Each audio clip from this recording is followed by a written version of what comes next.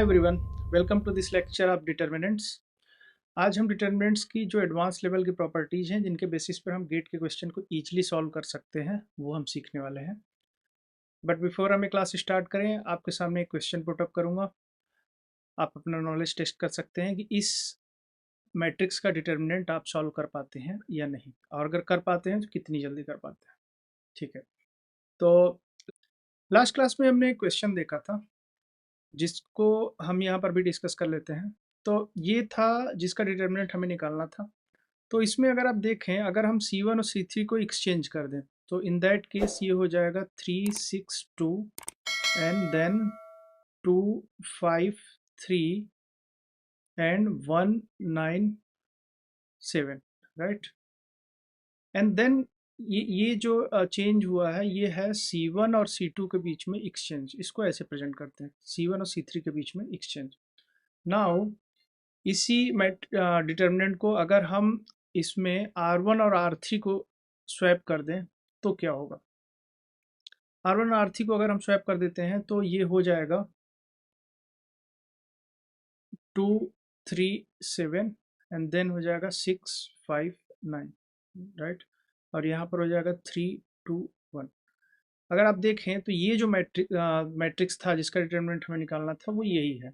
So it means दो बार हमने इसमें स्वैप किया तो जो इसका वैल्यू होगा 16, इस वाले का वैल्यू जो होगा उसका ठीक माइनस हो जाएगा, तो ये -16 होगा। एक बार और स्वैप करेंगे तो ये माइनस साइन अगेन चेंज हो जाएगा और इसका -16 एंड देन हो जाएगा 16। सो इसका आंसर जो सही है वो 16 है। लेकिन अगर आप देखें तो आपको समझ में ये आ रहा होगा कि ये समझना कि इतने स्वैप्स हुए हैं ये बड़ा टफ काम है। इसलिए इस प्रॉपर्टी का यूज जो है वो कंजिक्यूटिव कई बार चेंज करने के बाद अगर आप डिटरमाइन करने की कोशिश करेंगे तो आपके लिए बहुत टफ होने वाला है।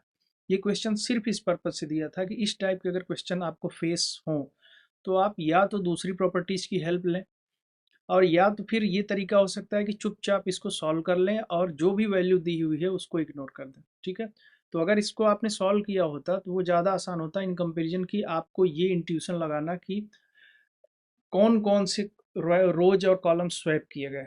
ठीक है, तो आज की क्लास हम शुरू करते हैं। जो फोर्थ प्रॉपर्टी है वो है डायगोनल मैट्रिक्स के डिटरमिनेंट को डिटरमाइन करने की। ठीक है, डायगोनल मैट्रिक्स क्या होता है, डायगोनल मैट्रिक्स में क्या होता है। डायगोनल मैट्रिक्स जानने से पहले हम थोड़ा सा जान लेते हैं कि डायगोनल मैट्रिक्स में मतलब डायगोनल होता क्या है। सो ये जो है ना, जो एकदम डायगोनल का एलिमेंट है इसको डायगोनल प्रिंसिपल डायगोनल बोलते हैं। सो इस साइड वाला जो आइटम है इसको बोलते हैं प्रिंसिपल डायगोनल, या कभी कभी इसको मेन डायगोनल भी बोलते हैं, प्रिंसिपल मेन, या फिर प्राइमरी डायगोनल भी इसका नाम कहीं कहीं दिखता है। ठीक है, ये बार बार आपको आएगा, आइगन वैल्यूज में भी आपको देखने को मिलेगा।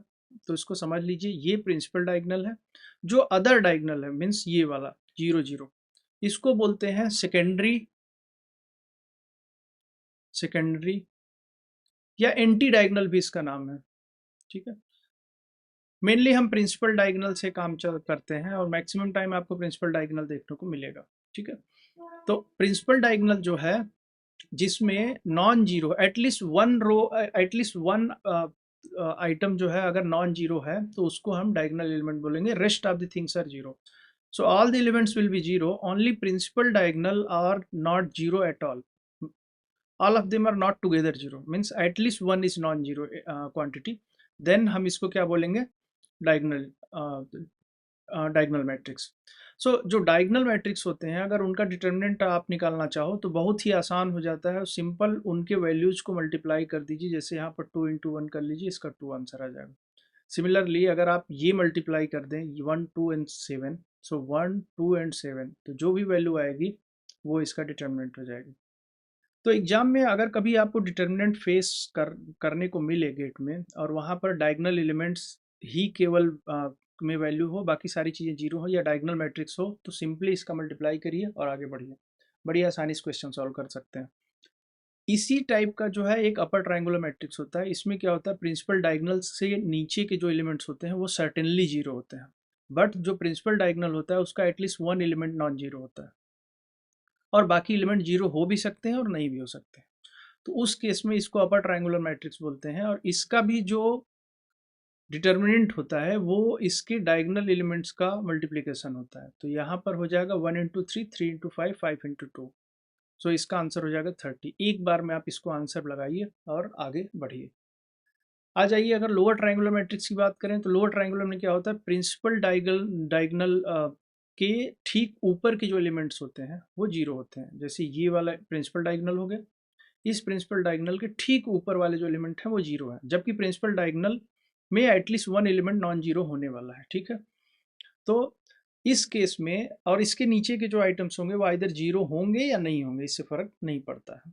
ठीक है, सारे जीरो नहीं हो सकते, एटलीस्ट वन नॉन जीरो इनमें भी रहेगा। ठीक, तो उसको हम लोअर ट्रायंगुलर बोलेंगे। तो लोअर ट्रायंगुलर मैट्रिक्स में भी जो डिटर्मिनेंट होता है वो उसके प्रिंसिपल डायगोनल के एलिमेंट के मल्टीप्लिकेशन के बराबर होता है। सो इसका भी आंसर क्या आने वाला है, 30 मल्टीप्लिकेशन। अब आ जाते हैं कि determinant of matrix and its transpose are equal. तो ये एक प्रॉपर्टी है कि अगर ये, सबसे पहले तो आप समझ लीजिए कि ट्रांसपोज क्या होता है, कि अगर ये रो को हम कॉलम में कन्वर्ट कर दें और कॉलम को रो में कन्वर्ट कर दें तो उसको हम ट्रांसपोज बोलते हैं। जैसे ये 1 2 3 है, ठीक, इस 1 2 3 को अगर आप रो में कन्वर्ट कर दें, ये 1 2 3, ठीक, वैसे ही 5 3 1 जो रो था उसको सेकेंड कॉलम में कन्वर्ट कर दिया, एंड 4 2 3 जो कि थर्ड रो थी उसको हमने थर्ड कॉलम में कन्वर्ट कर दिया, तो ये ट्रांसपोज हो गया।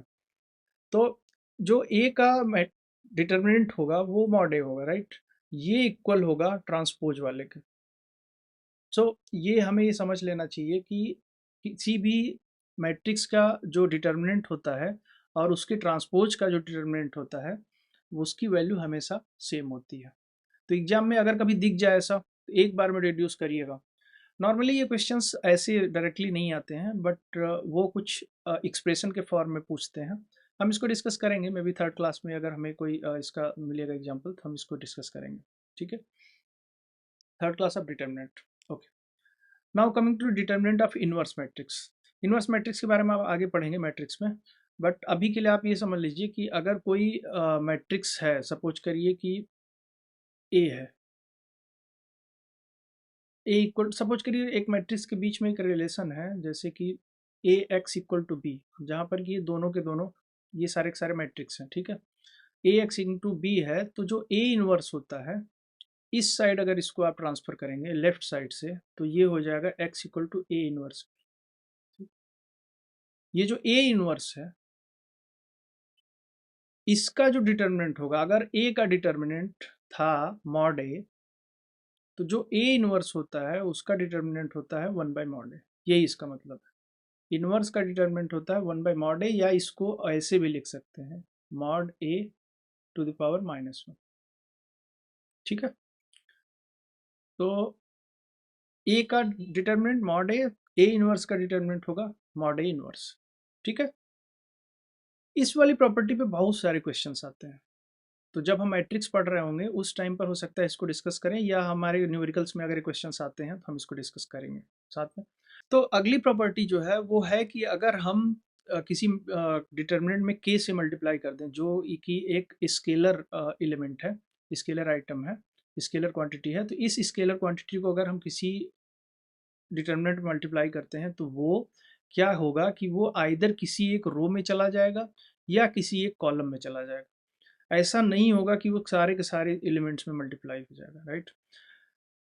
थोड़ा सा इसको ध्यान देने की ज़रूरत है, क्योंकि मैट्रिक्स में क्या होता है कि जब किसी मैट्रिक्स को आप के से मल्टीप्लाई करते हो, ठीक है, जैसे सपोज करो आपके पास एक मैट्रिक्स है ए, और इसमें जो एलिमेंट हैं वो हैं A B C D E F और जी एच आई। ठीक है, ये एलिमेंट है मान लीजिए। तो इसमें अगर आप के का मल्टीप्लाई करेंगे ना, मतलब के ए अगर निकालने की कोशिश करेंगे तो जो वैल्यू आएगी वो पूरे मैट्रिक्स के हर एलिमेंट में के से मल्टीप्लाई हो जाएगा। सो ये कुछ ऐसा बनेगा के डी के ई के एफ। यही चीज डिटर्मिनेंट में डिफरेंट है, ये चीज एग्जाम में भूल जाते हैं लोग और बार बार ये गलती करके आते हैं।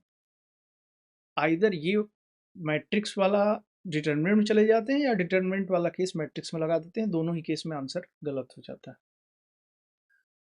डिटर्मिनेंट में क्या है कि अगर आप k से मल्टीप्लाई करेंगे तो वो सिर्फ एक कॉलम में जाएगा या सिर्फ एक रो में जाएगा, किसी भी रो को आप चूज कर लीजिए। जैसे यहाँ पर k से मल्टीप्लाई करना है तो हम इसको अगर फर्स्ट कॉलम में मल्टीप्लाई करते हैं तो ये हो जाएगा k 0 4k and rest of the things will remain same through 2 3 6 and 5 1 2। या सेम चीज ये भी हो सकती है कि हम इसको किसी एक रो में मल्टीप्लाई कर दें, कोई सा भी रो आप ले सकते हो, आपकी चॉइस है। तो मान लीजिए अगर हम सेकेंड रो लेते हैं तो ये हो जाएगा 0 3k and then k and then 4 6 and 2 as it is रहेगा। ठीक है, तो ये है कोई भी एक रो या कोई भी एक कॉलम में k का मल्टीप्लाई होगा, rest of the things will remain same. ये होता है डिटर्मिनेंट अगर किसी स्केलर से मल्टीप्लाई कर देते हैं हम तो। ये जो देख रहे हैं इसको स्प्लिटिंग रूल बोलते हैं। इसमें क्या होता है कि अगर कोई पर्टिकुलर रो एडिशन में लिखा हुआ है तो उसको हम दो में डिवाइड कर सकते हैं। जैसे यहाँ पर a1 प्लस पी है, a2 प्लस क्यू है, a3 प्लस आर है। तो सबसे पहला जो होगा वो होगा a1 a2 a3, right, and then होगा b1 b2 b3। Second row second column और थर्ड कॉलम वैसे के वैसे रहेंगे। ठीक है, केवल फर्स्ट कॉलम ही स्प्लिट होगा। तो फर्स्ट कॉलम में पहला a1 a2 a3 हम कर चुके हैं, ये रहा। अब क्या बचा है, जो बचा है वो है पी क्यू आर। ठीक है, and the rest of the things will remain same. Same thing is applicable in row as well. जैसे यहाँ पर रो, दो रो में यहाँ पर हम इसको बांट सकते हैं। आप इजीली समझ रहे होंगे अभी। a1 b1 c1 and then a2 b2 c2 आप ही लिखोगे, एंड यहाँ पर लिखोगे a3 b3 एंड c3। ठीक, और इसको आप ऐड करोगे जो बचे वाले हैं x y z and then a2 b2 c2 as it is. ठीक है, a3 b3 c3। तो ये हो गया आपका स्प्लिटिंग रूल। एग्जाम में अगर इस टाइप के क्वेश्चन दिखें तो आपके दिमाग में सबसे पहला पॉइंट यही आना चाहिए कि अगर प्लस हो रहा है तो इसका मतलब हम इसको स्प्लिट कर सकते हैं, और स्प्लिट करने के बाद क्वेश्चन सॉल्व करना थोड़ा सा ईजी हो जाता है। ठीक है, ये है वो मोस्ट इम्पॉर्टेंट प्रॉपर्टी जिसको कि यूज करके हम नॉर्मली डिटर्मिनेंट्स को ईजिली रिड्यूस कर सकते हैं थोड़ा आसान फॉर्म में। ठीक है, जैसे अगर हम इसके एलिमेंट्स को जीरो कर दें, सपोज करिए इन सारे एलिमेंट्स को हम अगर जीरो कर दें, इसको इसको सॉरी इसको इसको इसको, अगर ये तीनों एलिमेंट को हम किसी भी तरीके से जीरो कर दें तो फिर तो डायगोनल बन जाएगा, और फिर डायगोनल को हम कैलकुलेट करना बहुत ही आसान होगा। तो ये जो रिड्यूस करने का जो तरीका है वो ये है। इसमें ये बोलते हैं कि अगर एक रो में किसी भी स्केलर क्वांटिटी से मल्टीप्लाई कर दो और उसको दूसरे कॉलम में आइदर जोड़ दो या घटा दो तो डिटरमिनेंट पर फर्क नहीं पड़ता।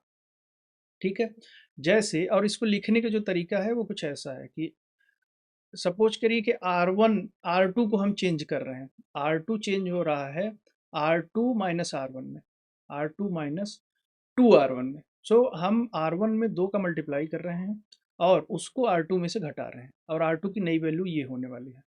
तो R1 एज इट इज रहेगा, इसी में हमने 2 का मल्टीप्लाई किया तो 2 मल्टीप्लाई किया तो 2 हो गया, और इसको सेकेंड वाले में से घटा दिया तो यहाँ आ जाएगा 2 माइनस 2 0। यहाँ पर 2 इंटू 1 हो जाएगा 2, और 4 में से 2 जाएगा तो यहाँ आ जाएगा 2। ठीक है, और यहाँ पर अगर हम 2 से मल्टीप्लाई करते हैं तो हो जाएगा 4, एंड 8 में से 4 जाएगा तो यहाँ बचेगा 4। ठीक है, तीसरा जो रो रहेगा वो एज इट इज रहेगा। ये हो गया। तो ये दोनों डिटर्मिनेंट बराबर है, इसमें कोई वैल्यू में कोई चेंज नहीं है। ठीक है, ये आपने किया। इसी का जो कॉन्जिक्यूटिव हो सकता है वो ये हो सकता है कि हम बोल दें कि R3 चेंज हो रहा है R3 में, R3 माइनस 3R1। ठीक है, 3R1 में अगर आप चेंज करोगे तो फर्स्ट एलिमेंट जो है इसका 0 हो जाएगा। तो 3 का अगर इसमें हम 3 का मल्टीप्लाई करें तो हो जाएगा 3 में से 3 गया 0, एंड 3 में से 3 गया 0, एंड देन यहाँ पर 3 इंटू 6 ये हो जाएगा 0, एंड यहाँ पर हो जाएगा 1 1 2 एज इट इज रहेगा, और 0 2 4 एज इट इज रहेगा। ठीक, अब क्योंकि सारे एलिमेंट्स किसी भी लाइन के अगर 0 हो जाते हैं तो इसकी वैल्यू 0 हो जाती है, तो इसको हम 0 कर देंगे। बट मैं ना इसको चाहता हूँ आप एक और तरीके से देखो कि पहली बार में जब आपने रिड्यूस किया तो आपने ये दोनों एलिमेंट्स 0 कर दिया। ठीक, अगली बार आपको क्या करना है, इसको लेना है, मतलब यहाँ पर पहले 0 हो गया, फिर उसके बाद यहाँ 0 हो गया। अगली बार वाले में ये वाला एलिमेंट लो, क्योंकि ये दोनों तो ऑलरेडी जीरो है, इस वाले एलिमेंट को इस किसी तरीके से इसमें से कुछ मल्टीप्लाई करके ये माइनस कर दो, इससे ये जीरो हो जाए। एक बार ये 3 जीरो होते हैं तो ये डायगोनल एलिमेंट बन जाएगा, और जैसे ही डायगोनल बनेगा उसका आंसर आप एक बार में सॉल्व कर सकते हैं। ठीक है, ये नॉर्मली बेटर तरीका है जब आप 4x4 के मैट्रिक्स सॉल्व करते हैं, तो वहाँ पर शायद आपको काफ़ी हेल्पफुल हो जाएगा ये। ठीक है, इसमें एक प्रॉब्लम है, मतलब इस पूरे प्रोसेस में लोग क्या करते हैं, सोचते हैं कि एक बार में ही हम सारे ऑपरेशंस कर दें। ठीक है, तो गलती हो जाती है। जैसे एक बार में एक ही ऑपरेशन हो सकता है, जैसे एक बार में अगर आप दो ऑपरेशन करने की कोशिश करो, जैसे आपने बोला कि R1 change into, not R1, R2 change into R2 minus 2R1। ठीक, ये आपने किया, ठीक, 2R1 किया, तो ये हो गया 1 2 3, एंड देन आपने 2 का मल्टीप्लाई किया R1 में और माइनस कर दिया, तो हो गया -1 1, एंड हो गया ये 5 3 5। अब क्योंकि R2 अभी चेंज हुआ है और इसी के साथ अगर आपने इसको भी चेंज करने की कोशिश की, वैसे नॉर्मली ये पहले लिखना चाहिए था, देन अगला स्टेप आगे बढ़ना चाहिए था, राइट। बट आपने सपोज करो सोचा कि क्यों ना हम साथ में ही ये सारे प्रोसेस कर लें। ठीक, तो साथ में प्रोसेस करने का जो सेंस था वो ये था कि साथ में, जिसको साइमल्टेनियस ऑपरेशंस भी बोलते हैं, कि R2 को आपने R2 माइनस 2R1 किया, एंड देन आपने बोला R3 minus R3 change into R3 plus 3R2। ठीक है, तो R3 प्लस 3R2 जब आपने किया तो यहाँ पर 3 से मल्टीप्लाई हुआ, 3 से मल्टीप्लाई हुआ, तो ये तो खैर एज इट इज रहा 5 का 5, बट ये हो गया -3, क्योंकि यहाँ पर आ चुका है -3, और देन आपने जोड़ा ऐड किया और इसको बोल दिया 0, और इसमें 3 27 हुआ, 3 इंटू 7 21, सॉरी, सो 5 प्लस 21 हो गया 26, राइट, ये हो गया। बट ये ऑपरेशन इनवैलिड है। रीजन ये है कि एक बार में जब आप एक ही ऑपरेशन कर सकते हो, तो कोई एक रो जिसमें आप ऑलरेडी चेंज कर चुके हो उसको सेकंड वाले में यूज नहीं करना है। जैसे आपका R2 चेंज हो चुका था, राइट, बट आपने यहाँ R2 यूज कर लिया, ये R2 आप नहीं यूज कर सकते हो साइमल्टेनियस ऑपरेशन में। अगर आप साइमल्टेनियस ऑपरेशन कर रहे हो तो ऐसे रोज या कॉलम जो ऑलरेडी अंडर ऑपरेशन है उनको आप यूज नहीं कर सकते हो। ठीक है, जैसे अगर आप यहाँ पर ये ऑपरेशन करना चाहो कि R2 change into R2 minus 2R1, R2 minus 2R1, ठीक है, इसके बाद अगर आपको ऑपरेशन करना ही है R2 change into R2 minus 2R1, इसके बाद ऑपरेशन अगर आपको करना ही है R3 में, तो यहाँ पर R1 तो आ सकता है, R1 अलाउड है, फंक्शन ऑफ R1 ये अलाउ है, बट R2 अलाउ नहीं है, क्योंकि R2 को आपने एक बार चेंज कर दिया है। ये आप जैसे जैसे इस क्वेश्चन को सॉल्व करेंगे ना इस टाइप के, तो आपको ये समझ में आ जाएगा। लेकिन आपको ये ध्यान रखना है कि एक बार में एक ही ऑपरेशन करो। साइमल्टेनियस ऑपरेशन अगर कर रहे हो कि एक ही बार में आप दो कैलकुलेशन एक साथ वहाँ पर रन करना चाहते हो, तो आपको ये करना चाहिए कि जो भी रो अंडर ऑपरेशन हो या जो भी कॉलम अंडर ऑपरेशन हो उसको किसी भी हाल में टच नहीं करना है साइमल्टेनियस ऑपरेशन में। तो यहाँ पर कभी भी R2 का टर्म नहीं आ सकता, इसमें फंक्शन ऑफ R2 कभी नहीं हो सकता है, तो आपका आंसर सही रहेगा। ठीक है, तो ये सारी चीज़ें आपने जितने सीखी ये सफिशियंट है आपको डिटर्मिनेंट के क्वेश्चन सॉल्व करने के लिए। कुछ इनवर्स और इस टाइप की जो प्रॉपर्टीज है मल्टीप्लिकेशन वाली, वो आपको आगे चल के हम मैट्रिक्स में भी बताएंगे। अगर आप जानना चाहें तो हम अभी मल्टीप्लिकेशन वाली प्रॉपर्टी बता देते हैं। तो अगर सपोज करो एक मैट्रिक्स है C और ये मैट्रिक्स है मल्टीप्लिकेशन है दो मैट्रिक्स का, तो उस केस में जो इसका डिटर्मिनेंट होता है वो इनके मल्टीप्लिकेशन के बराबर होता है। तो ये अभी आपको बता दे रहे हैं, वैसे हम इसको दोबारा डिस्कस करेंगे मैट्रिक्स मल्टीप्लिकेशन की प्रॉपर्टीज के टाइम पर, या मैट्रिक्स के टाइप्स के टाइम पर, ऐसा कुछ हम डिस्कस करेंगे। अभी के लिए आप ये नोट कर लीजिए, अगर ये C होता है तो यहाँ पर ये C हो जाएगा। ठीक, इससे आपको ये भी समझ में आ रहा होगा कि अगर C equal to a to the power n है, मतलब n टाइम्स a का मल्टीप्लिकेशन है, तो ईजिली अगर आप C का वो निकालना चाहते हैं तो ये मॉड ए n टाइम्स हो जाएगा उस प्रॉपर्टी के बेसिस पर। तो इसका मतलब ये हो जाएगा कि mod a up to n है। अच्छा, इसी को अगर आप एक्सटेंड करना चाहो कि C जो है वो a इनवर्स है, C a इनवर्स है, तो मॉड C क्या होगा, तो मॉड C वैसे भी आप देख सकते हैं, हालांकि ये उस तरीके से सही नहीं होता, बट ये आंसर तब भी आएगा। ठीक है, टू द पावर माइनस। तो ये वैल्यू हो गई आपके मल्टीप्लिकेशन की। अब हम आ जाते हैं कुछ इंपॉर्टेंट रिजल्ट्स की तरफ जो आपको नॉर्मली मैट्रिक्स में देखने को मिलेंगे, मैट्रिक्स और डिटर्मिनेंट में।